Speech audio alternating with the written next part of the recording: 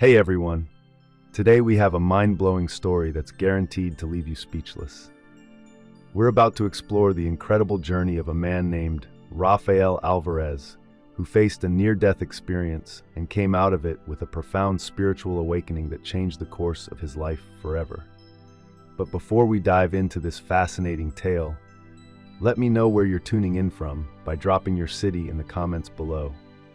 And of course, don't forget to hit that subscribe button so you don't miss out on more stories like this. Let's get started. My story. Hi, my name is Rafael Alvarez, though most people just call me Rafa. I'm 36 years old now, but the story I'm about to share happened when I was just 25. I grew up in a small coastal village in the Dominican Republic, a place bathed in sunshine, music, and the warmth of its people.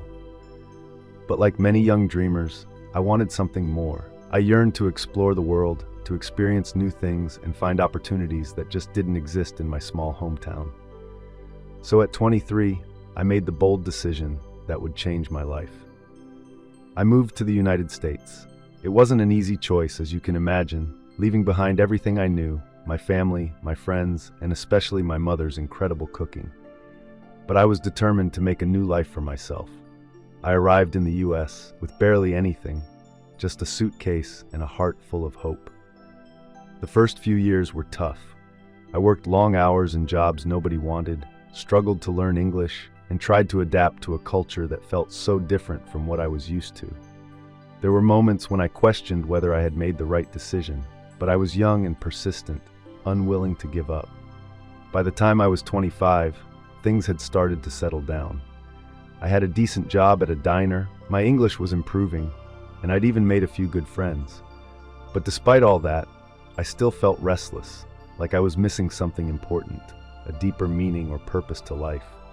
It was during this time, full of uncertainty and ambition, that my world was turned upside down. What happened next would reshape my entire understanding of life, death, and why we are here. It all began with a toothache. Seems trivial, right? How could a simple toothache change everything? But this wasn't just any ordinary pain. It started as a dull ache, but grew worse and worse until it became all-consuming. My wisdom teeth were causing serious issues, but in my stubbornness, I avoided going to the doctor. You know how it is, being an immigrant, unsure about healthcare, worried about medical bills. Eventually, the pain became unbearable. I couldn't take it anymore, so I finally went to see a dentist. What I didn't realize at the time was that this appointment would be the start of a journey that would push me beyond the boundaries of life and death, revealing truths I never could have imagined. And that's the story I want to share with you today. It's a story about pain and fear, but also about hope, transformation, and discovering a purpose greater than I had ever dreamed of. Get ready, because what I'm about to tell you might seem hard to believe, but I assure you, it's all true. Every moment is etched in my mind as if it happened just yesterday.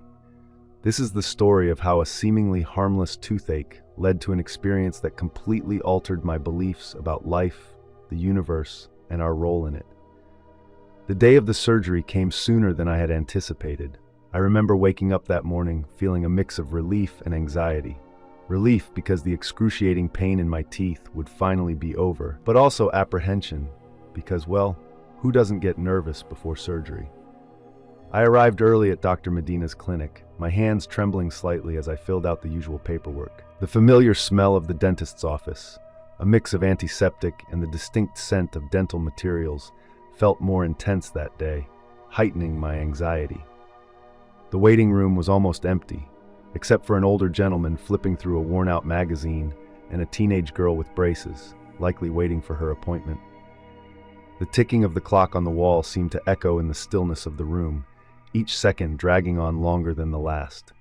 Tick-tock, tick-tock. Finally, Dr. Medina's assistant called my name. Rafael Alvarez? She said with a kind smile. I stood, my legs feeling weak, and followed her down the hallway. The pristine white walls of the clinic felt colder and more clinical than ever. Every step toward the surgery room sent my heart racing faster. As I entered the room, Dr. Medina greeted me with a warm smile, though I noticed a slight tension in his expression. "How are you feeling today, Rafa?" he asked as I settled into the dental chair. A bit nervous, honestly. I replied, attempting a smile that probably looked more like a grimace. That's perfectly normal, he reassured me, adjusting the light above me. But don't worry, you're in good hands. We'll take excellent care of you. Just then, Dr. Luis Garcia, the anesthesiologist, walked in. He looked younger than I had expected, and for a moment that made me even more uneasy. Did he have enough experience? But he introduced himself in a calm, professional voice, explaining the anesthesia procedure in detail. Everything will be fine, Rafael, Dr. Garcia said, prepping the anesthesia. But there was something in his tone, a slight hesitation maybe, that I couldn't ignore, and it only added to my unease. As they prepared the instruments, I glanced around the room, trying to distract myself. The surgical tools gleamed under the bright lights, looking more intimidating than ever. Soft classical music played in the background. Was it Beethoven? The contrast between the peaceful melody and the tense atmosphere felt surreal. All right, Rafa, Dr. Medina said gently. We're about to begin. You're going to feel a small sting, and then you'll start to feel sleepy. Don't resist it. Just relax and let the anesthesia do its work. I nodded, unable to speak, as I felt the needle prick my arm. I closed my eyes, trying to focus on the music. Slowly, I felt my body getting heavier, and the sounds around me became muffled. It was a strange sensation, like sinking into a warm, dark sea. Dr. Medina and Dr. Garcia's voices started to fade, as if they were coming from far away. I tried to open my eyes, but it felt like my eyelids were weighed down by stones. Then everything shifted.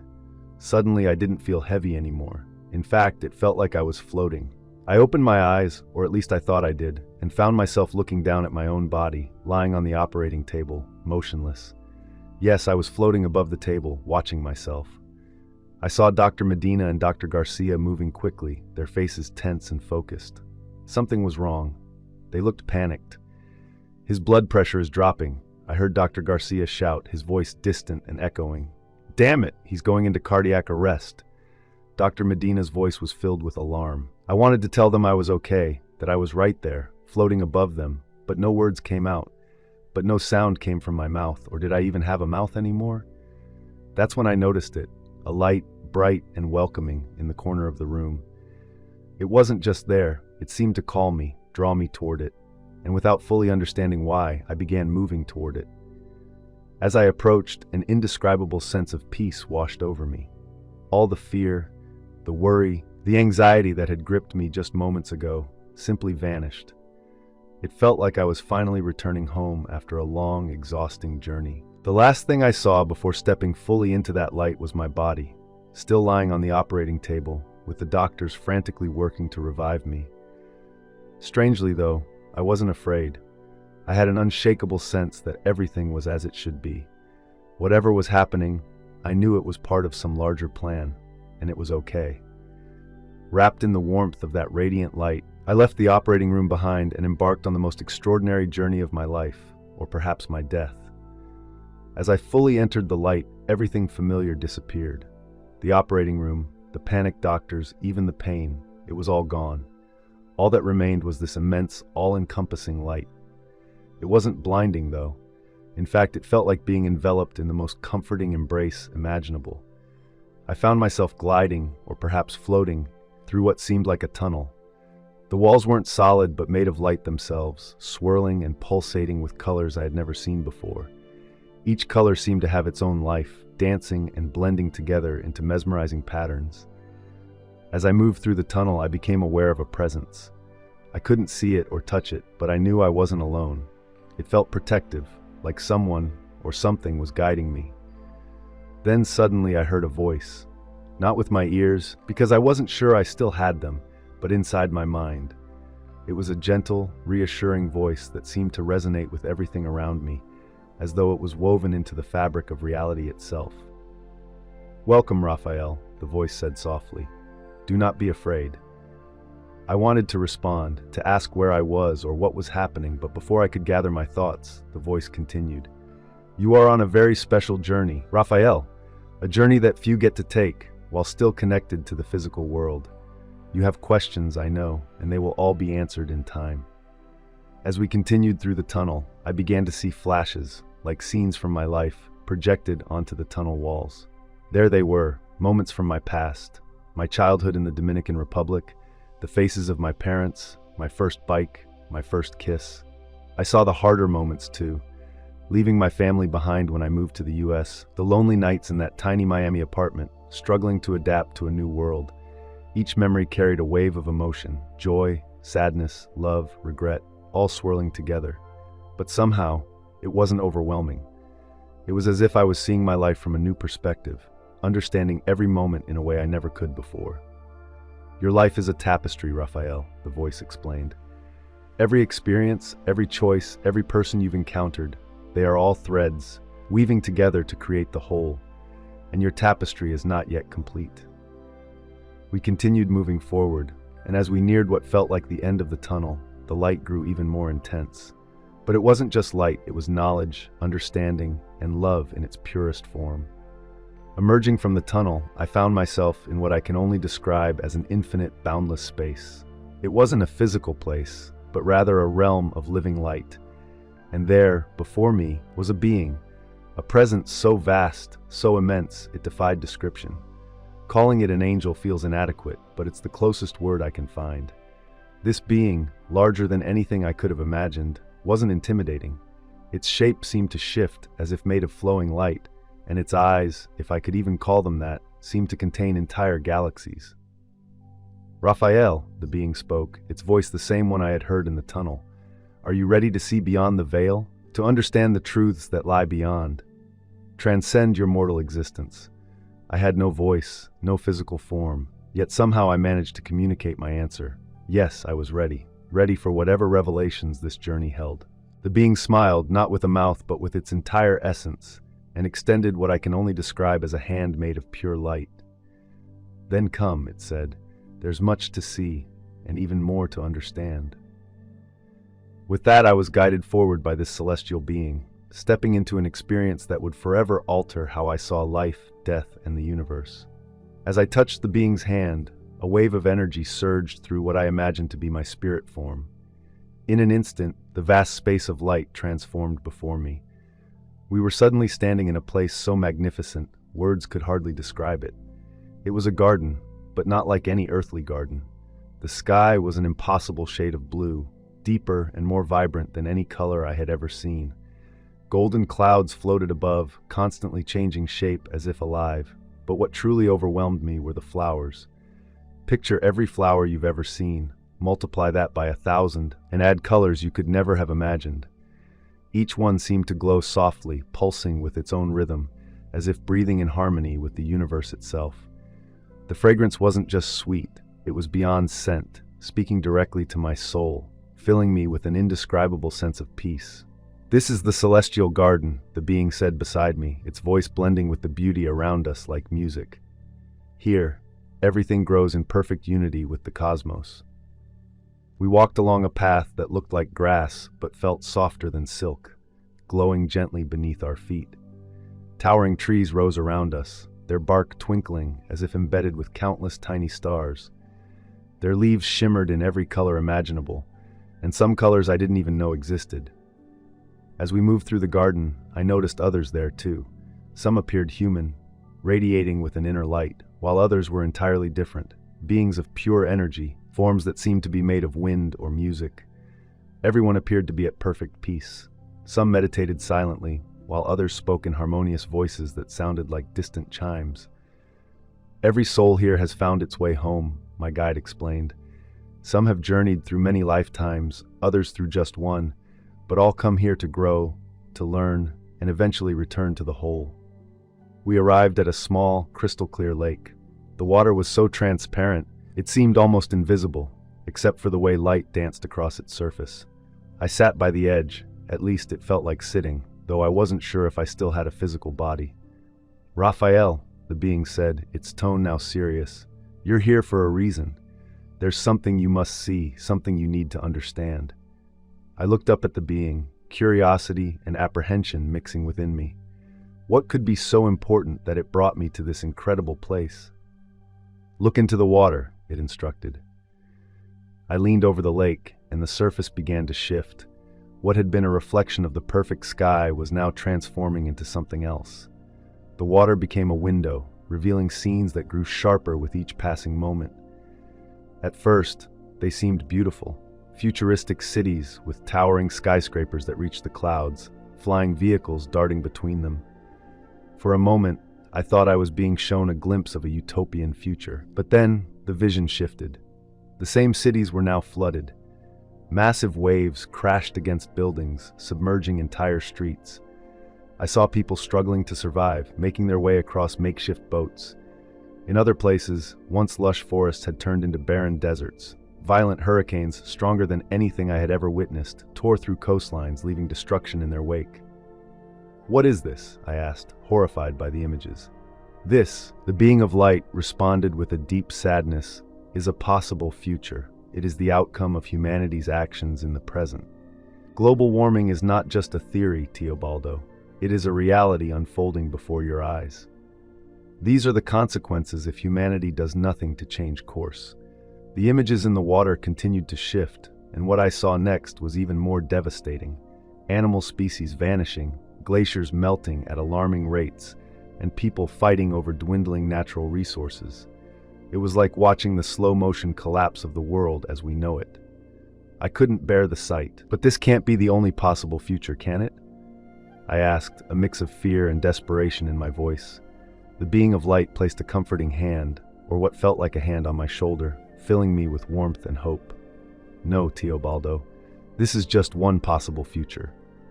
The future is not fixed. It is shaped by the choices and actions of every individual in the present." With a gesture, the being changed the images in the water again. This time I saw people coming together, planting trees, developing clean energy technologies, and restoring the balance of nature. Scientists worked on groundbreaking discoveries, while communities united to clean the oceans and rivers. "This is another possible future," the being explained. "A future where humanity embraces its role as the planet's guardians and acts accordingly." I stood there, watching these two vastly different futures, feeling the immense weight of responsibility on humanity's shoulders.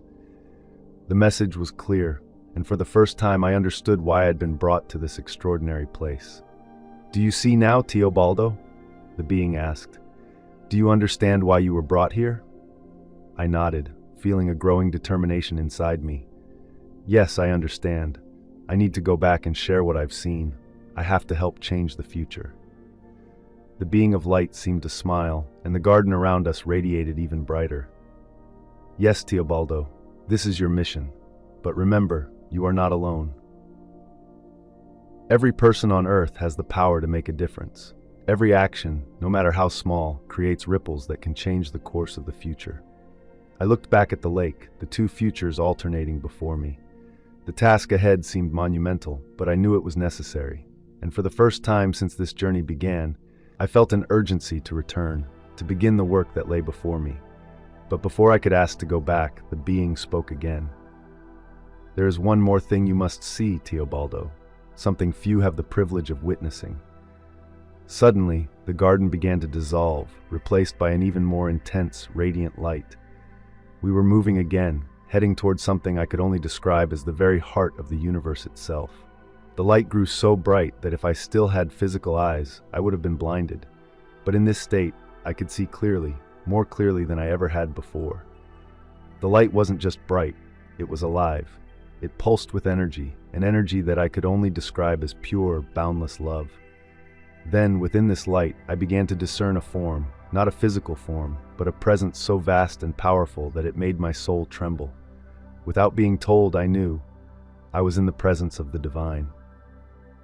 "Teobaldo," a voice resonated, not in words, but directly into my being. It was a voice that held within it the echoes of every sound in the universe, harmonizing in perfect unity. "You have come far on your journey." I wanted to speak, to ask 1,000 questions, but I was overwhelmed by the sheer majesty of the presence before me. How does one speak to the creator of all things? But before I could dwell on my insignificance, I felt a wave of love and understanding wash over me, so powerful it was almost overwhelming. "Your thoughts are known to me, child," the voice continued. "You wonder why you are here, why you were chosen for this journey." Yes, that was exactly what I had been wondering. How could I, Teobaldo Montoya, a simple Cuban immigrant, be worthy of such a profound experience? Every soul is precious, Teobaldo, the divine replied to my unspoken thoughts. Each life is a unique expression of the universe, exploring and experiencing itself in infinite ways. You are not here because you are special, but because each of you is special. In that moment, I understood. It wasn't about being chosen or being exceptional. It was about recognizing the divine spark within every soul, in every particle of existence. The universe itself was woven from the same threads of love, connection, and purpose, and each of us, in our own way, was a part of that vast tapestry. I lay there, struggling to adjust to the harsh reality of the operating room after what felt like an eternity in the light. My body ached, my throat was parched, and my mind was racing, trying to make sense of what had just happened. I had been to the most extraordinary place, seen things I could barely comprehend, and felt a peace beyond anything I had ever known. But now I was back in a world of pain and confusion. Dr. Robles leaned over me, concern etched into his tired face. "You're going to be okay," he said, squeezing my shoulder gently. "Rest. We'll talk when you're feeling better." I nodded weakly, but my thoughts were far from the sterile walls of the hospital. I wasn't just okay. I was more alive, more aware than I had ever been.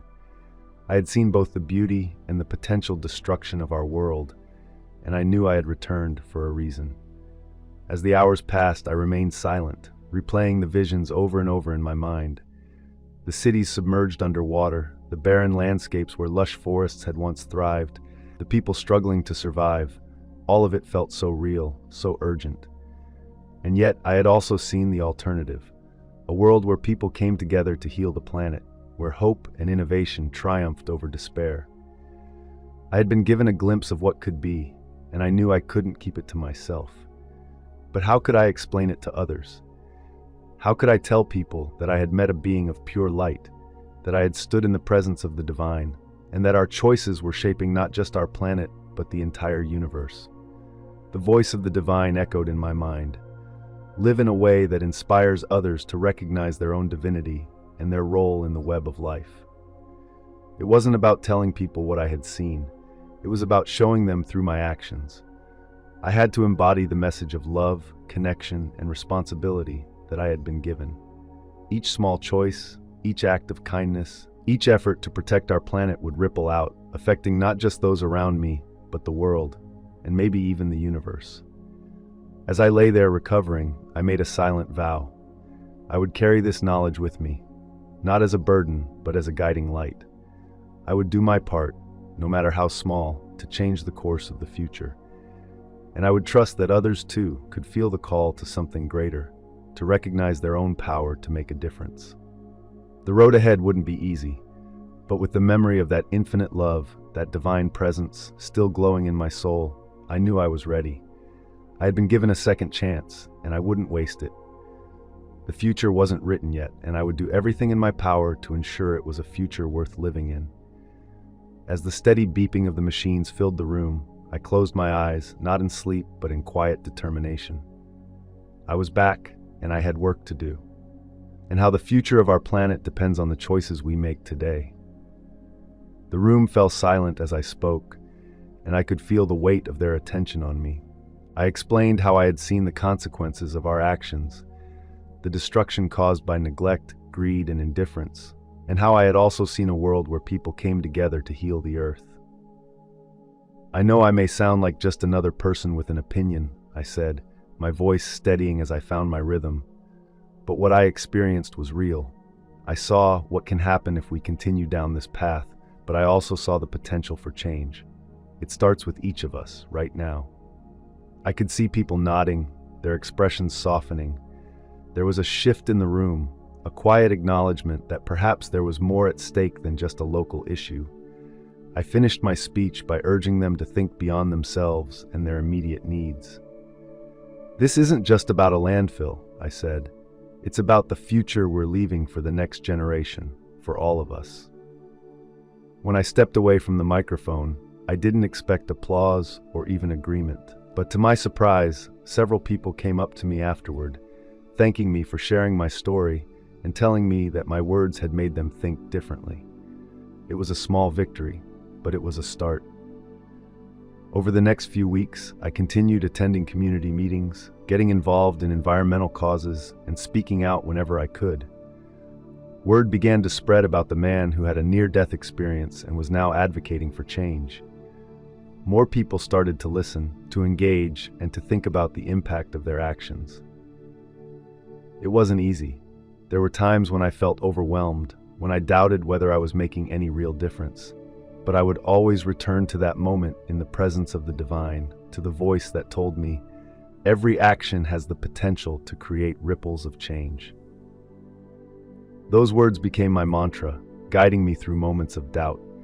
Eventually, I started collaborating with local environmental groups, sharing my experience at schools, community centers, and even small media outlets. I wasn't trying to be a hero or a savior. I just wanted people to understand that they had the power to shape the future, our future. And little by little, I saw changes happening.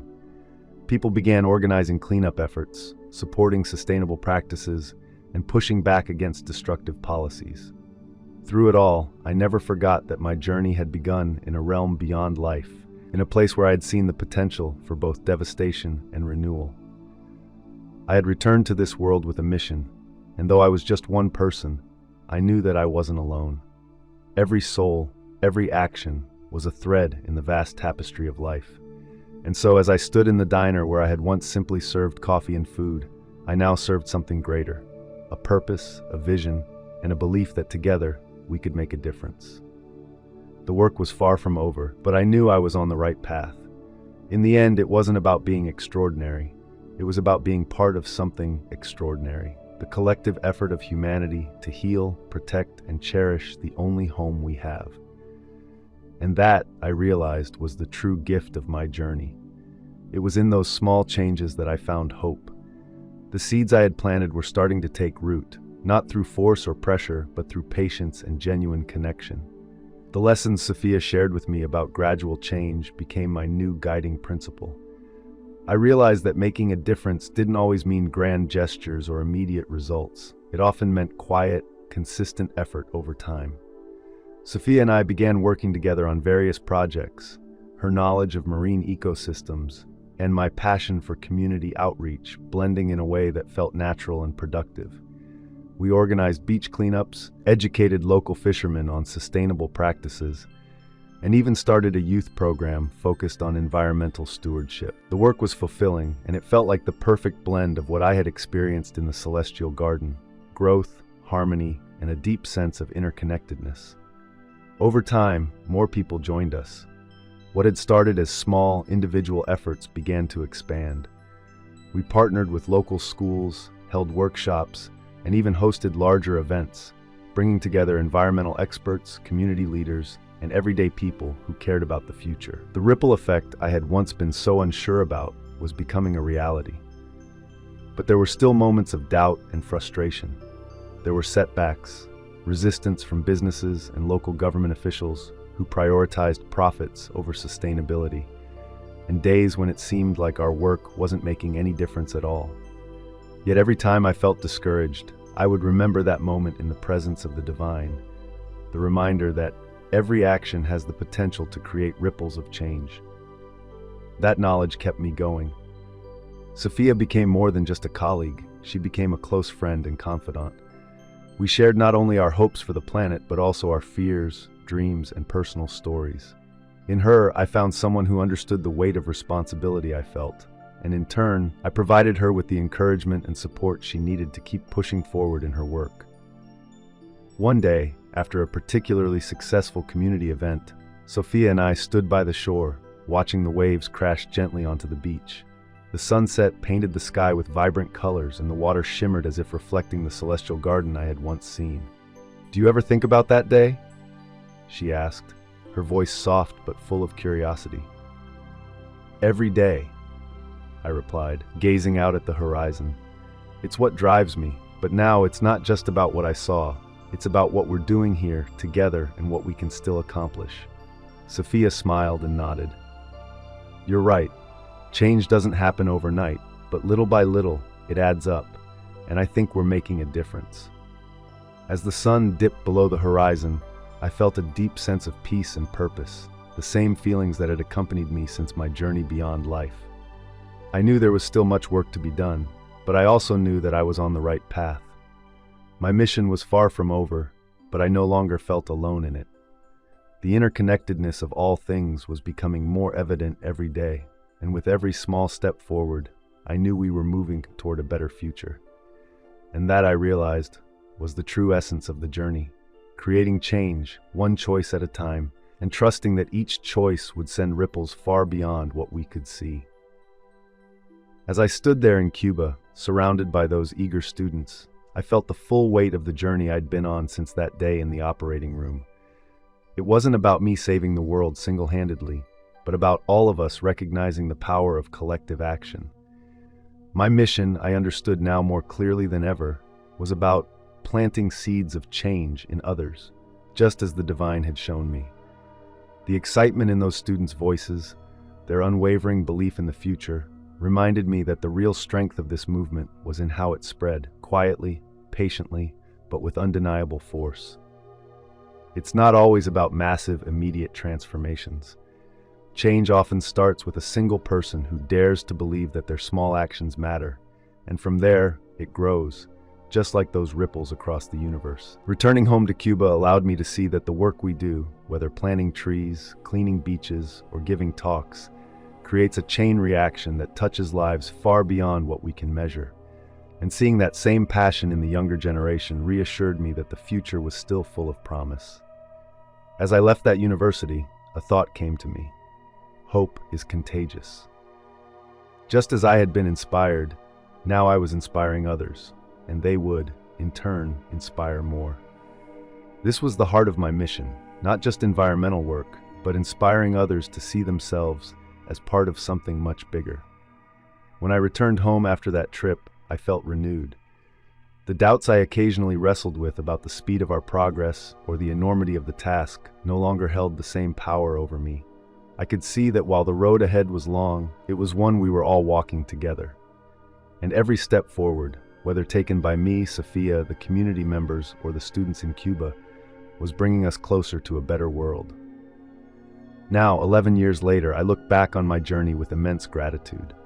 The boy from Cuba who once struggled to find his place has found it in the most unexpected way. My work continues, both the big projects and the small acts of kindness. Each day is a chance to live out the lessons I learned in that otherworldly place beyond life, that love is the force that connects us all, and through love we can create change. And so I continue, not alone, but with countless others, each contributing their piece to this vast, interconnected puzzle. Together, we weave a future that is kinder, more sustainable, and filled with the hope that small acts of love can change the world. This is my mission. This is our mission. As I pen these final words, I gaze out the window at the sunset, its vibrant hues of orange and pink reminding me of the beauty of our world and the precious gift of life on Earth. This moment reinforces why we must strive to protect our planet. While I can't predict the future or guarantee that we can undo the damage we've caused, I am confident that each one of us holds the power to make a difference. Every decision, every action we take influences the future, not only for humanity, but for all life on Earth. My near-death experience revealed that we are all part of something much larger, intricately connected in a cosmic tapestry. With this connection comes a profound responsibility, not only to one another, but to all living beings and the planet that sustains us. In moments of solitude, I often try to reconnect with the deep peace and unconditional love I felt during my experience. Though it may never be as intense as it once was, I always sense an echo of that profound connection, as if a part of me remains in that celestial realm, witnessing the endless cycle of creation. Death no longer frightens me, not because I believe it is the end, but because I understand it as a natural part of the cosmic dance. My fear now is of not living fully or fulfilling the purpose for which I was given a second chance. I may never fully grasp why I, Teobaldo Montoya, was granted this extraordinary vision, but I recognize that every soul has a unique role in the grand tapestry of existence. My near-death experience was my awakening to this truth. As I conclude these reflections, I am filled with gratitude and resolve. I am thankful for the opportunity to live with purpose and am determined to continue on this path despite the challenges. The journey ahead remains long, with much work to be done and many hearts and minds to reach. However, I am not alone. Each person who makes a conscious choice, each child who learns to appreciate nature, each scientist who seeks sustainable solutions, together we form a collective effort for change. To those reading this, remember that you too have a vital role to play. No matter who you are or where you come from, your actions matter. Each act of kindness, each thoughtful decision, and each effort to protect our planet contributes to a larger movement. We are all connected to each other and to the cosmos, and with this connection comes a sacred responsibility to love, care for, and protect. My experience showed me a glimpse of the divine, but this connection is accessible to all of us here and now, in every moment. Let us live each day with purpose, love, and respect for all life forms, striving to create a world that mirrors the beauty and harmony of that heavenly vision. Together, we can weave a brighter future for all.